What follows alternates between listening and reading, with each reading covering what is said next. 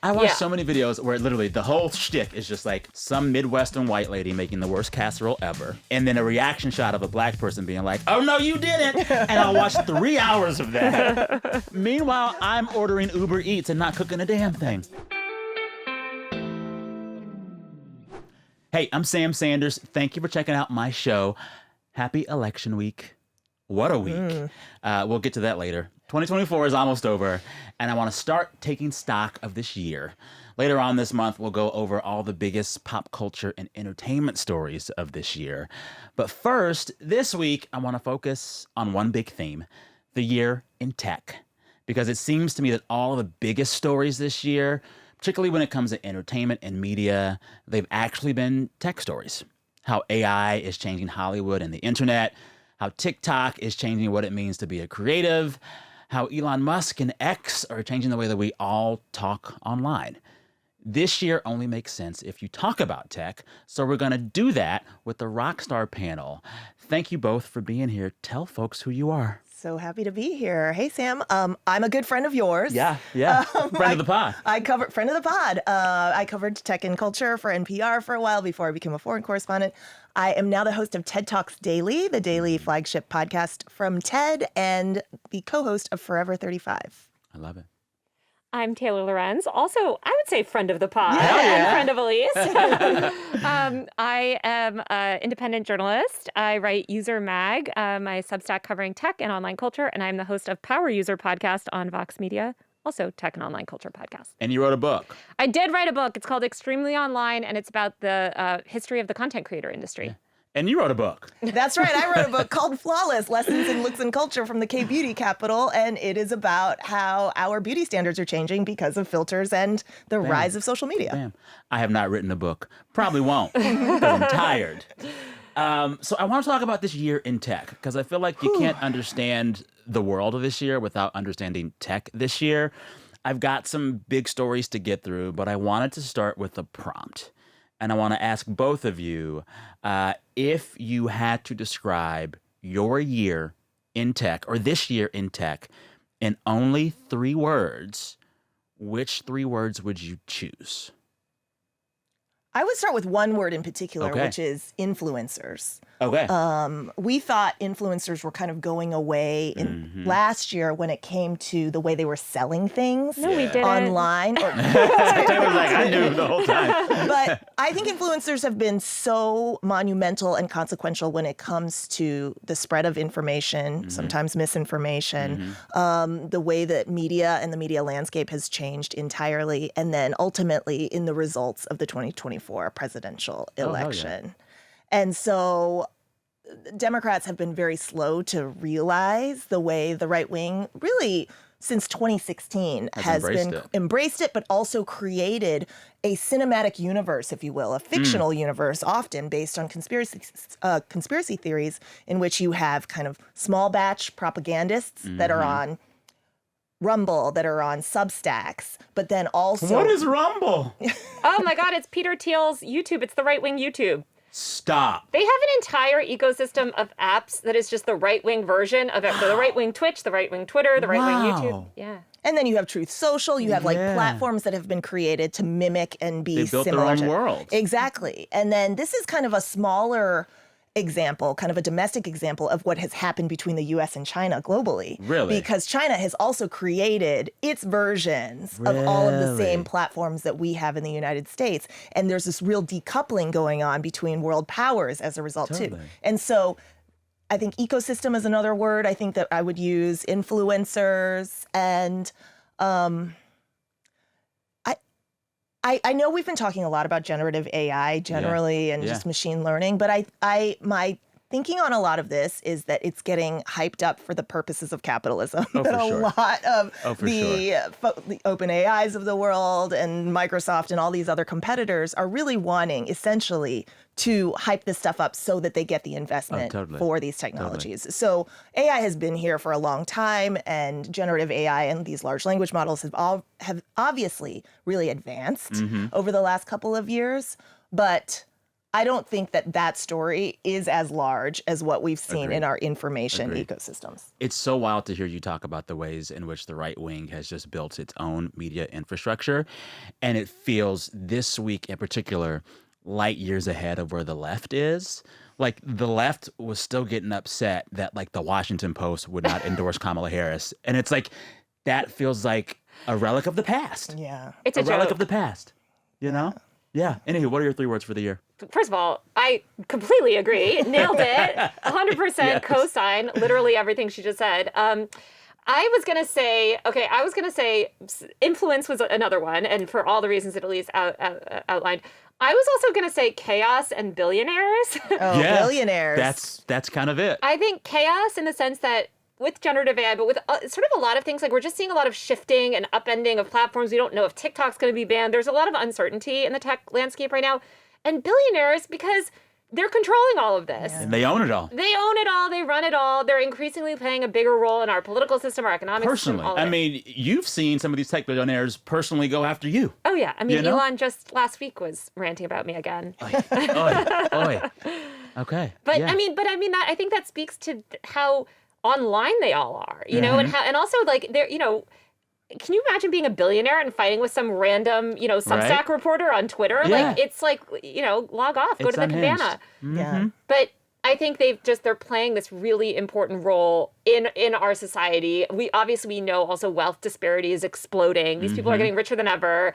Did you see all of them, by the way, tweeting a very excited congratulations? We had Tim Cook, Satya Nadella, Jeff Bezos tweeted. Bezos, Altman, Zuckerberg Yeah. immediately Kissing fell the in ring. line, kissed the ring. Yeah. And I think that's just, you know, they want to align closely with the Trump administration. They want to get those government contracts. They want to work closely with the government. And so they're playing a bigger and bigger role in our lives. Yeah.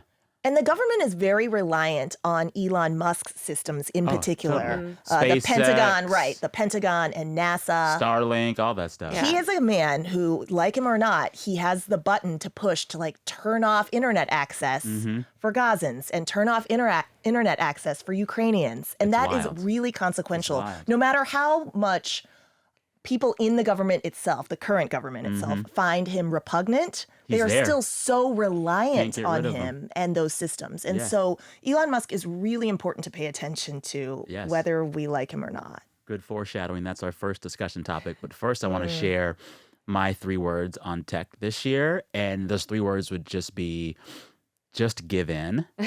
I think at the start of this year, I was very much like, I will not let AI kill the creative class. I will not give in to the endless flow of TikTok and the algorithms. And then before you know it, now when I Google, the AI search results come up and I'm like, okay. And now I go to TikTok and I'm there for an hour and I'm like, okay. I think the reality of all these things that we're discussing is that they're inescapable. We actually cannot get away from them as much as we thought we could. And I don't want to say resistance is futile, but actually I do. Those are my 3 words. Resistance is futile. We're in this world. And like whether AI goes big or goes small, it's here. It's here. Well, that's the thing that I think a lot of people don't start paying attention to this stuff until there's this media Right, hype cycle right. around it. Yeah. AI has been here. Algorithmic recommendations, Yes. those are AI. Your Yes. Google Maps from 15 years Yes. ago. Netflix picking which thing to show you first on the home screen, that's AI. Right. Yeah. And so I think it's like there is no opting out. You know, that's how these, and I think that's why it's really important also to cover emergent technologies and take them Absolutely. seriously before Yeah. they're, you know, integrated into all of our lives. Yeah. Right. And we have to remember the burden shouldn't be on the individual to Right. resist. Like you shouldn't Bam. have to resist, Bam. right? These systems actually need Guardrails. regulations and guardrails. And information doesn't, a completely free information ecosystem, which is what Elon Musk was talking about when he first bought Twitter. Like, oh, we don't need content moderation, you know, free speech, And everything. he's the ultimate content moderator. Exactly. That gets exploited by bad actors, but it's unsafe for people. So the community isn't safe and really requires some sort of moderation all along. But also, like, it's not a pleasant place to be. No. I don't, like, on days when I'm on my phone way too long, I don't finish the day and say, oh, that was fun. I I do Like, sometimes. Really? I'll have these like TikTok K-holes. She's a unique character. Yeah. If I'm like on TikTok for 2 hours, I'm just like, am I losing muscle mass? Like, what is happening to my body? Can I make the distinction here? Because Yes. I hear this a lot from people. Okay. And I talk to a lot of parents because I write a lot about kids and tech. Right. Yeah. I do have those days, and it's mostly when I'm using my phone to create things. Like, I think that there's a difference between consumption and creation. And when I you're get on your that. phone, being creative, doing things, I That's have all work. these like fun things. I make some funny, like, more, collages for my friends. Like, I have a good time. Okay. And communication, sometimes you spend all day talking to someone. That can be fun. I think the problem is that we are all stuck in this passive relationship with this And watching the technology. worst stuff. I watch Yeah. so many videos where literally the whole shtick is just like some Midwestern white lady making the worst casserole ever. And then a reaction shot of a black person being like, "Oh, no, you didn't." And I'll watch 3 hours of that. Meanwhile, I like your algorithm. Meanwhile, I'm ordering Uber Eats and not cooking a damn thing. Yeah. Anywho. I also get a lot of one-pot meals Yeah. on TikTok, which says a lot about my age more than anything. Yeah. But I want to get to what I think is one of the biggest tech stories of this year, if not the biggest tech story of this year. And that is one man named Elon Musk. On the one hand, Elon Musk has not been doing too well as a businessman. His purchase of X is going down as one of the worst investments in business and tech history. But on the other hand, Elon Musk used X to support his preferred candidate for president. Yeah. He spent more than $100 million to help get Trump elected, and it worked. It paid off for So him. first question about this year in tech and this biggest story of tech, Elon Musk. Is Elon Musk doing it right, doing it wrong, or doing something in between? I think, look, for his own sort of what he wants to accomplish, he's doing it He did right. it. Yeah. I mean, the thing that I think gets missed in all of these discussions about the massive amount of money that Twitter has lost and sort of the valuation just dropping, I think it dropped like basically in half. Yeah. It's a political project for him. And he's Yeah. still rich. He's still rich. He's a multi-billionaire. He's one of the richest men in the world. So he can burn money forever. And by the way, his investors also recognize it as a political project. This is what I was talking about with the right-wing media. Yeah. They recognize the larger goal. They're not looking at it as like an investment to even make money on, right? Yeah. It's a long-term, long You need game. to have it as part of your cinematic universe. There you Yeah. go. And so I think he's been successful in what he's wanted to achieve, which is amassing political power. Yep. Yeah, and he only stands to gain it now, right? Because the government contracts continue. But now he has a personal stake. He has a personal relationship Yep. with not only President-elect Trump himself, but also all of the people who are going to be part of the administration and the administrative state under him. And so, yeah, Elon Musk is really, dare I say, winning. He's winning. Yeah. He's winning. And I also think he's changing things. When I think about, so I covered election 2016, and I remember in that election cycle, the lifeline of political communication was Twitter. And it was the front page of the political web, and everyone was there, everyone went there, and it's where you consumed the fire hose of content. And I remember, like, on debate nights, you were watching Twitter as you watched the debate, and they went hand in hand, and you knew that everybody was there. And that is no longer the case. Under Elon Musk's X, formerly Twitter, it's just not what it used to be. A lot of people that were there and thriving have left, and a lot of what used to be reliable information on that platform is now unreliable. One analysis has found that Elon Musk's misleading election claims were viewed more than 2 billion times on X this cycle. How big of a deal is it that Elon Musk has fundamentally changed what used to be the front page of internet journalism, Twitter? I think he only sped up a fracturing that was already happening. Say more. Twitter was considered, at least, nearly 10 years ago, a place where everybody convened. Yeah. And I think that we do need places like that. We Yeah. do need sort of online town squares or public squares.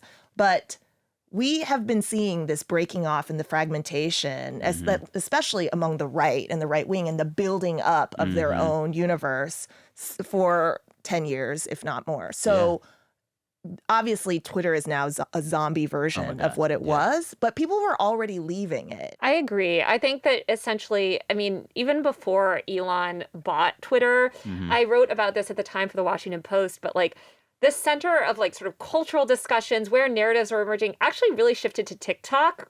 In 2020, that's where like pop culture, that's where like you start to see these entertainment places start to aggregate like news from there. That's where celebrities were speaking directly. Celebrities had long left Twitter. It was sort of this place that really existed for news and journalism, which does make it incredibly influential. But as Elise mentioned, now it's just, I think journalists were always needed to get off there and recognize how to use other platforms. They still have not, I would argue, totally figured that out. But, it's fascinating. I have a daughter who is a tween. She's 12, and she doesn't really Google things. I've noticed she never Googles things. They go to TikTok. She only searches on TikTok. So when I say, hey, search it up, she goes to TikTok to search up information. And so I just think that this was already going to happen. Obviously, it's been very accelerated. Yeah. But for Gen Z, all the places that we used to hang out and convene online are not the same places. No, I mean, the big shift that's happening here is a platform and bandwidth shift. The internet that we first experienced was text-based and still image-based. And as soon as smartphones and our internet got big and broad enough to handle video, that became the preferred method of internet consumption. And so we're a generation that came up consuming internet through words and pictures. Yeah. Your daughter consumes internet through video. Through moving and that's pictures, bigger than Elon Musk. That's and just a audio. But that's also why he's pivoting X to video. Yeah, Right. He knows. So he knows. And I think also with him pending TikTok ban, he stands to gain a lot. I mean, the truth is that Meta is so overly aggressive in its content moderation to such an absurd degree. Yeah. It will never be a place for journalism or interesting discussions. And, if TikTok is banned, YouTube Shorts can't compete. It's just like celebrity clips, and it's fundamentally at odds with their core business model, which is long-form content. Yeah. So I do think that there's an opportunity for X. Oh, yeah, totally. Speaking of Elon and his very, very good year, before we move on, you listen, Elon, I'm saying it. Elon, where's my camera? This one. Elon had a good year. He had Did he have more children too? He's on to like 15 children or something now, right? That man has a tribe. Last Elon question though. How much of Elon's success as a tech billionaire now influencing politics is going to be a blueprint for other billionaires? Will there be more Elons? We're already seeing it. We're already seeing this with like, and we've been seeing it, right? Like, I think Elon really embraced this idea of like what these Silicon Valley people now call going direct, which is really what everybody else was doing on the internet, but they're sort of like adopting this framing. I mean, celebrities started doing this with the rise of Instagram in the early 2010s, but now billionaires are realizing, I don't need to go through comps. I don't need to have some, I can just speak directly. And by the way, I can speak my mind. Right. Do you remember the 2 weeks when Jeff Bezos was on Twitter actually really engaging? It was like right before Elon took over. Such a nerd. Oh my God. My brain has memory hold this. He was like engaged. There was this like brief window where he was like really engaging with Twitter. And people were like, is he going to buy it? Remember everyone was like, you don't follow any women. He followed no women. So he followed Barry Weiss. But it's just like, I think that all of these men are getting online and they're realizing that that influence is what they want. And by the way, this is what they've always desperately wanted. This is what Mark Andreessen has wanted for years. They can have all the money in the world, but they want cultural influence. Right. And that's what Elon has been able to achieve. Yeah. And they all want to be cool. I think of one of my favorite films that I think describes our current era perfectly and stands the test of time, The Social Network. These men want to be rich, but even more than that, they want to be cool. Yeah. Because they want to be cool. Losers. Yeah, it's compensatory from childhood or adolescence or whatever. Yeah, you see that across Silicon Valley and all the places like it. Yeah. Enough of Elon. Let's move on to another really? You don't wanna refreshing keep topic. Let's talk TikTok. Can we? We love TikTok. We do. It's interesting. I always think that TikTok is on the precipice of disaster, and then it's not. There's been this potential TikTok ban in the works for a while, and now it seems very unlikely. What makes you think it's unlikely? Because I think it makes too much money. And I think that corporations are very close to find out how to monetize it well. And once they do, they're not going to want to leave it. They don't want to leave it, but they've been fundamentally unwilling to defend it, which I think is interesting. I mean, even like Walmart, things like, they've like sort of like put in these fake bids to like buy it or whatever, which is never going to happen. But like, I don't know. I mean, it's interesting how I was talking to a former colleague about this a while ago, but they really have not received a bunch of corporate support. I think because the stigma of it all. Yeah. The China of it all is problematic. I think it's...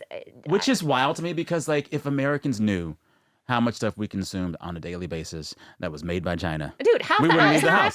store. Also, let's talk about Chinese investment in AI. I mean, the whole thing is complete bullshit. It's Like, such you can yeah. ban TikTok a million times over, and China can buy just as much of our data from third-party Facebook data brokers. Yeah. So then my question about TikTok, and we've seen these reports this year in particular, influencers that are really big on TikTok still aren't making enough money. A lot of them will have hundreds of thousands of followers and make maybe 15 grand a year. I think in terms of the longevity of that platform, increasingly users are going to realize it's not worth the effort. And if you're like right now, you got young people putting in 40 hours a week to make these really intricate music videos, and they're not becoming rich. And so I think you're going to see a drop off in the creation of this really intricate media on the platform because it's not giving people enough money. I don't know, though. I would push back against Yeah? that because so much of Gen Alpha, like when you ask them what they want to be when they grow up, They want to be they that. want to be YouTube influencers or TikTok influencers. But not all of them will make money on that. I don't know but that it matters, it though, doesn't because it's sort of matter. about the Because- clout. Yeah, Yeah. exactly. You're amassing cultural capital, and people recognize that you're never going to monetize on the short form platforms. They're really marketing. That's how you view Huh. it. It's marketing platform, and you then funnel people to your Amazon store or your To your whatever. OnlyFans. Oh my God. Yeah. I swear Yeah, every the gay OnlyFans man on conversion is TikTok big. is trying to get you to his OnlyFans. But that's yeah. a successful model. You know, like you're not going to make money on there. And I view that as like, I mean, this is how journalism worked for years on Twitter, right? Like, why are journalists on Twitter? To get you to To the get you to article. click on the Exactly. Washington Post. And Yeah. to build their public persona and Yeah. clout. And that ultimately leads to long-term opportunities. Okay. And the Okay. ability to leave your trad media job. Yeah. Which we all did. So maybe the Gen Alpha Maybe has this- it right. they got it yeah. right. One of the biggest stories I saw in American news media this year around TikTok was the breathless coverage of the phenomenon of the so-called Sephora tweens or Yes. Sephora Yes. girls. Yes. Elise, you've looked into this. I'm sure you both have thoughts about it. How worried should people be about young women buying makeup and talking about it on TikTok? I do think that there is a lot of face and body dysmorphia happening because of the rise of filters or as a consequence of the rise of filters. I write about the technological gaze, this idea that we are performing for a machine perspective rather than the traditional male gaze.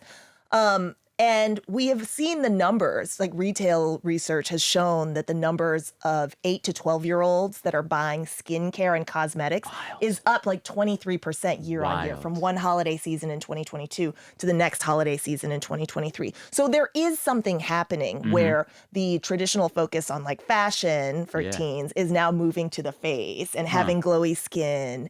I do think that it is largely limited to the people of means. Yeah. A certain segment of the population Yeah. that can actually have their parents or grandparents or aunts and uncles, caretakers generally, buy them the Brazilian bum cream and the drunk elephant and the Sol de Janeiro and all these products that are very hot right now. Something that's happening in this phenomenon is that when we were growing up and we were into like Bath and Body Works, I think I was into Sun Ripened Raspberry. There was like Country Apple, I think that was really big. Anyway, when we were into all of these things, they were largely pushed by mainstream media. It was like 17 magazine and Teen and Cosmo Girl. And now it's largely TikTok influencers. Yeah. And these little girls are following people in their 20s. And so they're wanting products and seeking products that are really often older than what they need, right? Like, or products that have like retinol in them, which everybody don't need wants that. their skin and Yeah. they're trying to get these. So there's a lot of like ironies baked into this, but I do think it is limited to a certain segment of the population that can even afford it. in the Do first you place. worry when you see the Sephora tweens stories? I think there's a lot of panic around what young girls are doing Always. online. Always. Yeah. Always. And Yeah. I mean, I grew up with Wet n Wild. Remember? Like, I mean, I was a huge consumer. Again, I think it goes back to money. I didn't have any money to buy Sephora. I don't even think that existed. We were at CVS. But I mean, I think that the broader problem is sort of these companies that want to extract more profit and recognize that like tweens are a valuable market. And so they're going to go after them. Like that's a bigger problem than like TikTok specifically. And I hate that there's a problemification, right? The whole thing about tech culture and optimization culture generally, optimization culture, which has now moved to our face and bodies, is that you have to identify a problem that you can buy to buy your way out of, that you can buy something to fix. And so now kids who may not have had issues with their face or their skin in the first place, suddenly it's like, oh, my pores are too big, or and this problem can only be solved with money. But I will say the sort of silver lining of a more social media driven environment is it's also led to the rise of things like body positivity. And young people actually see a much greater diversity of bodies and faces and races on the internet than they ever did in 17 magazine and Cosmo. That's true. Yeah. This Sephora tweens phenomenon brings me to a larger question swirling around apps like TikTok and social media right now, and that is whether or not these smartphones and these apps are good or bad for kids. And I brought this up as a discussion topic for this conversation, and I got some really interesting pushback. And you made the point, Taylor. It's like, in spite of all of the people saying it's bad for kids, we still don't have any real concrete data that There's actually data that shows the opposite. Talk about that. There's complete scientific consensus. Do not listen to this man, Jonathan Haidt. That's my takeaway. Just Who is stop. he? To say who he is. He is the author of this terrible book that is complete pseudoscience bullshit called The Anxious Generation. He's been everywhere. It has been discredited. Of course, New York it's been everywhere. Times bestseller. Of course, because it's telling people a bunch of bullshit that's not true, a ton of discredited, ridiculous studies that are not. It is the most misleading, harmful, dangerous book. And it is. What's his central premise? The premise is that social media is driving this youth mental health crisis. Not only has every single major researcher that actually studied this topic say absolutely not, that's completely false, and here's the real drivers of the youth mental health crisis, which he's ignoring, but it sort of provides him this cover for this ideological project on the right, which is really dangerous. What's the project? Well, so he's pushing things like the Kids Online Safety Act, which I think hopefully died again in the House today recently, but these really dangerous age verification laws that you're seeing in places like Florida and Utah. It is essentially what they're pushing for is mass surveillance and to raise the age of social media use and internet use to older, really past when kids develop their gender. Like, I mean, this is what Jonathan Haidt has pushed really fringe conspiracy theories about trans thing. It's the whole thing is the Marsha Blackburn idea of, the internet is turning your kids gay. And it's woke, and it's turning your kids gay, and that's why we need to raise the age of the internet. Do you guys remember the video game panic when we grew up? It's another moral panic. It's just another. It's the same. They said the same thing about novels, comic books. Do you remember But the problem is that these things get criminalized, and laws. I mean, let's not forget that back in the 90s, they arrested 70 kids at a Chicago school for carrying beepers because they believed beepers led you into a life of crime. Drug dealer, right? They led you into that. Not even that you were one; it would lead you into being one just to receive a beeper. Yeah. So I hear you both, and what you're saying makes sense to me. But personally, in your own lives, do you think that social media, smartphone, etc., has been bad for your mental health? Ever? I can tell you, I mean, no one has received, not no one, tons of people have received, I should totally rephrase that. I receive an enormous amount of hate. The internet has destroyed my life in ways that I didn't even know were possible.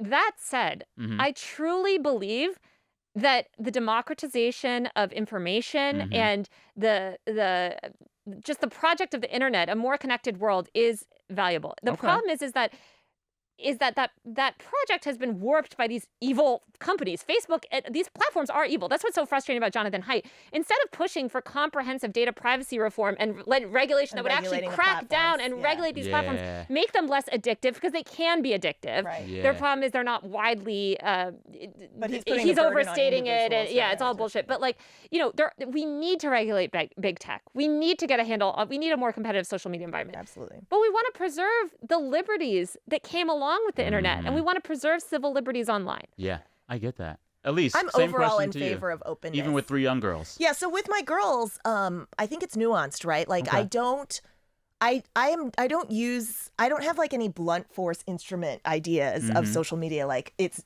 inherently also, or what's categorically social media? bad. Right. Which one, which platform, and so my youngest 2 kids who are 7 and 9 don't have phones, but they have iPads, they have, access to tablets. And then I use them as like research subjects in a way. I should probably pay them a contract fee or something, because I find it so fascinating. And so with my oldest daughter, she actually said to me, she felt like after she spent a lot of time like exploring YouTube shorts or being on TikTok, it like did make her feel kind of exhausted. Yeah. And I think that's the consumption part of it, the passive consumption of it. And so interestingly, like giving her some access and letting her kind of feel her way around it has led to her own, like her figuring out, her own limits. And I think that has been useful rather than me just saying like, this is categorically bad. You cannot have it whatsoever. Yeah. Well, that goes back to, sorry, I just have to say exactly this idea, which all of these really smart researchers have made this point over and over again. You have to teach young people to operate in the media and information ecosystem of their day. Yeah. The internet is not going away, despite, hopefully we're not going to turn into China, right? Which, by the way, also has internet. They're also highly online, but like it's authoritarian. Right. You cannot just ban these kids from these platforms, ban these kids from these major sources of information, and then when they're 18, they get unlimited access, and you think they're going to have media literacy? It feels very much like the parents who are like, well, don't talk to my kids about sex ever. Yes. It's like at some point they're going to be in that world. Yeah. They're going to be in that world. I just want to say, because people get so mad at me online when I say this stuff, and they're like, oh, so you just want to so kids should just be in front of the iPad all day? No. No one is saying that. That is insane. It's the same reason why you shouldn't just let your kid play 14 hours of Fortnite every day or binge TV the way that we used to, right? You need to teach them moderation. And kids don't have that themselves. Right. But it's about dosing. It's about teaching these things. And these are things that I think should be taught in school. Oh, yeah. It's also really important for them to kind of have a baseline knowledge so that we can then teach social media literacy too. Because there's so much talk about like, technology being its own entity, like it's its own thing, which maybe, with enough development AI could be. But like these are ultimately tools and we have to learn to work with our tools and learn to understand them. And I don't see how banning kids from having access completely, helps them become more literate and understanding these floods and inflows of information that are coming at them. Speaking of tools and all these platforms, my big question, watching the conversations that swirl around TikTok and kids and so forward tweens, are we ever going to enter a moment again where the internet and these apps just felt fun? There was a moment at like early Instagram and early Facebook where it was like the social media Garden of Eden. It wasn't commercialized yet. Yeah, the profit motive is what ruins everything, right? The whole idea of enshittification you probably have talked about already. First they make the thing for users, then they make the thing for the businesses, and they make the thing for money. Yeah, and when you make things for money, then they have to charge for it, and they like create these walled gardens, and like it makes everything incrementally or over time get worse, right? And so therefore enshittified. And I mean, Google is enshittified. All the dating apps are apparently enshittified. What parts of the internet are still not shittified? I have been really, I was skeptical at first. My former colleague Will Aramis and some other people, Mike Maisnick, who I'm a huge fan of, writes Tech Dirk. They're very into this idea of the Fediverse, which is the who? The Fediverse. Spell it. It's Feta cheese. FEDIVERSE. And it's basically this new model for social media that allows for sort of like data portability. Instagram Threads is actually built on the Fediverse. It means it's built on this sort of open internet protocol. Okay. And it just allows for more interoperability between platforms. So in the fact that like when you post to Instagram, it can go on Threads and vice versa. Mastodon, etc. It's not very user-friendly yet. It's not where it needs to be. But I do think projects like that are interesting. They're not, basically because they're not controlled by Meta and Google. Yeah. I will say what still feels like fun and new internet to me, Substack. Oh, say it louder. I like it. All of my favorite journalists are there, and you can feel and hear and see how they're unfettered. Yeah. They get to be themselves, and it feels so much more personal and visceral. Like, usually the high point of my week is reading Hunter Harris's newsletter. Love Hunter. It's so Emily Sundberg. Are you guys Emily Sundberg readers? No, my God, she's so good. I'm on it. Yeah. Okay, so there we go. I think because that has voice and personality. Exactly. And that's what's been so stripped away from a lot of these other platforms. Yeah. Well, we'll leave it there for TikTok. I want to close with what I think has been hyped as the biggest story of this year in tech, but actually isn't. We've alluded to this earlier. I'm talking about AI. Felt like a lot of men in Silicon Valley wanted to make 2024 the big year of AI. And all it's done for me is like change the top of my Google search bar. Like on a scale of 1 to 10, how big of a year has AI had? In terms of technological development, I've seen a lot of demos where AI has made a lot of improvements and in some really exciting ways, right? Like I saw this demo recently of AI helping to translate ASL, American Sign Language, cool. in real time. That's and so I cool. think there is a lot of potential and possibility for AI.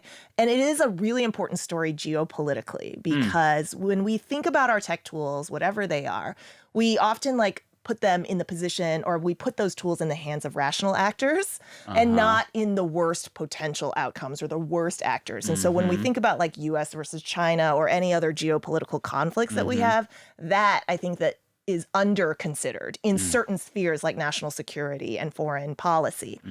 But overall, in terms of our lives, I see a lot of the hype around AI as really just profit plays and capitalism and these big companies or these emerging companies needing VC money and wanting to make AI a bigger deal than it is, or their AI platforms and tools a bigger deal than they are because they want to hype it up for investment. Gotcha. Yeah, I think a lot of technology, like you were saying earlier, that is just sort of being rebranded with AI. It had crypto on it 2 years ago, now it has AI. I will say I make a lot of content for YouTube and TikTok and video stuff.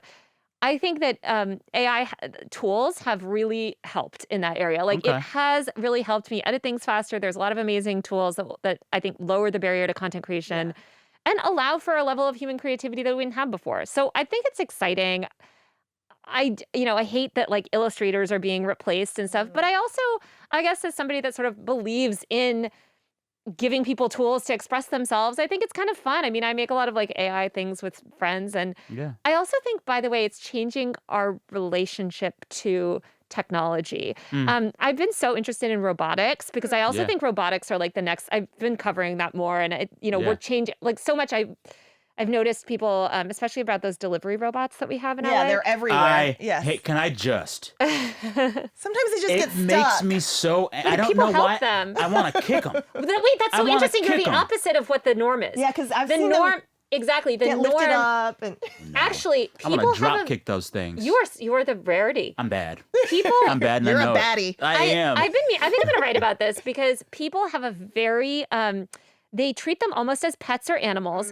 I talked to a product person at one of these companies who said they were really worried about them getting knocked over and they were going to build these little things to fix it. And they realized actually people would help them. Yeah. And I was at an event recently. I was at a red carpet event that happened to be on this outside this club at West Hollywood. The red carpet was outside on the sidewalk and these delivery robots were going by and people were giving them the right of way on the red carpet. On the red carpet? Yeah. Oh my But I God. think, what AI has done, I think because a lot of people speak to ChatGPT as a therapist or whatever, I think it's just That's it's a problem. changed. I know, but I think it's I do see it sort of paving the way to this world where we sort of view these technologies as more human, or at least we have a more sort of parasocial relationship with them. Please don't make it have the Scarlett Johansson voice from her. I can't do that. I want my AI voice to be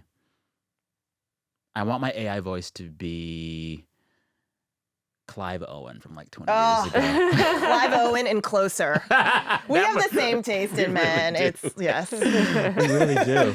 So then, if we know that AI is changing things but isn't nearly as big as these Silicon Valley bros want to pump it up to be, are they just full of BS, or do they know something we don't, Elise? I feel like companies are constantly looking to look around corners and develop technologies that are going to be widely adopted. And so they're onto something. Obviously, we are in the age of AI now, and it is a very, very big deal. But we have been in the age of AI. Yeah, this is the thing. I cover film a lot, and most visual FX for films that we watch on a screen, AI helps do it. Right. Special effects in movies and TV, AI is working on that. It's a part of it already. So it's kind of just, for me, it's less of a conversation of is AI here to stay? It's, will we talk about AI and how it's already here? Right. Are we going to have a conversation that actually speaks to what this thing is already doing? Yeah, we're certainly doing it now here on the sure Sam are. Sanders Show. We sure are. From KCRW. I like Airing that. nationwide and on your podcasts. Yes. That was any last AI Elise thoughts? chiming in. Yeah, that was AI Elise. Any parting AI thoughts before we close this out? Don't be afraid of it. I don't think it's here to destroy humanity, at least not anytime soon. Again, it goes back to your original point. Yeah, I think it's good to like try these technologies out, leverage it where you can, but be careful before uploading your entire, there you go. personal life into it.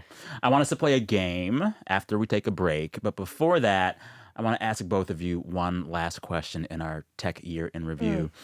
What is the biggest tech story in your mind that you'll be watching in 2025? The one you're most interested in to see where it plays out and where it goes? I'm really fascinated to see if TikTok sticks around. Really? Y'all think it might go away? I'm like, it'll never go away. TikTok workers think it's going to go away. Yeah. I mean, there's plenty of staffers that I've talked to that are like, Okay. That one. Like I mentioned, I'm getting really into like the physical. Like I do think that we're sort of beginning to cross this threshold where you see Elon making the like, he wants to make these physical robots. Like I think this idea, which is so funny because there's all these freakouts about screen time. And actually, Tyler Cowen did a great interview with Jonathan Haidt where he sort of calls him on this. And it's like, screen time is going to see the days when you have a little device that you hold in your hand. It's going to be in my eyeball soon. You know? I mean, it reminds me of like when kids get kicked off their phone. There's the girl that's tweeting from her refrigerator. They sell vapes now that you can tweet from and post on Instagram from. Yeah, it's everywhere. The internet is just increasingly everywhere. I think we're going to see manifestations of that through robotics, and we're going to interact with more roboticized stuff. So I'm just that's like an area of coverage that I'm really into. Okay. What I'm watching next year, because this means a lot to me, I spend a lot of time on music apps playing music, and I secretly think that the discovery algorithms in every music app have gotten worse. And I want to see where music discovery goes next. There was a time 2 or 3 years ago where all the music apps I used would consistently give me new stuff that felt really good. And now, I kid you not, if the album I'm playing stops playing, the next song I hear without fail is Sabrina Carpenter's Espresso. Is it because you are not paying enough for the higher tier? Maybe. I think it's the enshittification. I think it's the enshittification. Yeah. So I am like, as a music nerd, I'm interested to see where like the new frontiers of music discovery end up, because I'm not sure it's going to be Spotify. Interesting. Yeah, that's what I'm watching. Anywho, let's take a break. When we come back, can we play a game that was literally written by AI? Yes. All right. BRB. All right, we're back. Time for a game. Let's call this one AI or Nah. Okay. I'm going to give you 2 headlines from this year in tech, and you got to tell me which one is a real headline and which headline was written by AI. So this is like AI versus HI. What's Human HI? intelligence. Oh, yeah. Yes. Okay. Yeah. Okay. You Okay. ready? Let's hear it. First, let me give you both headlines, and you tell me which is real and which is AI. 1. AI-powered toaster goes viral. Claims to understand your bread preferences. Second headline. A woman was found trapped under a driverless car. It wasn't the first car to hit her. Are we going to confer? Do you want us to like You meet can confer privately? whatever you need. Okay. I think first one's AI. I think, the second one actually happened. Yeah. So there is actually no AI-powered toaster that can understand your bread preferences. Right. But there was a reality this year in which a woman was found trapped under a driverless car after being hit by another car. Yes. I feel like I actually remember that. I remember this. So, Yeah, this woman was hit by a human-driven car, and then that threw her into the path of a driverless car that stopped on top of her. But she lived. oh, I hope she got paid. I I really hope she want- got paid. Is there Waymo for kids? Aren't they using Waymo to pick up kids now? Like, that's what I really want to do. Just Really? like send Would a Waymo. you put your to kids go in a get my- Waymo? Yeah, why not? I think it's safer. me? Human drivers, let me tell you Human something. drivers are bad. Living in LA, I do yeah. not trust humans. I will put I get any that. robot not made by Elon Musk behind the wheel. There you go. I will say I see the Waymos more, and I don't have the visceral hatred for the Waymos that I do for the little robotic delivery robots. How do you feel about cyber trucks everywhere? I want to punch them. Yeah, those are so unappealing. Did you hear the one? This is a real headline. Some Cybertruck owners were buffing the exteriors to such a shine that other people couldn't see them and they would hit them. Oh, great. Fun times. Fun times. All right, next question. 2 headlines. Tell me which one is fake and which one is real. Okay. All right, first headline. Scientists invent artificial plant that cleans indoor air and generates electricity. Okay. Next headline. Tesla's new in-car therapist offers commuters on-the-go counseling sessions. Which is real? Which is AI generated? I think the first one's AI generated. All right, I'll go with that. I think this one's hard to say. You're wrong. No! You're wrong. There's an artificial plant? Scientists have actually invented an artificial plant that will clean indoor air And generate electricity. What's an artificial plant? That's why I was like, what does that mean? They say it's 9 times more effective than real plants at removing so CO2. it's an air filter.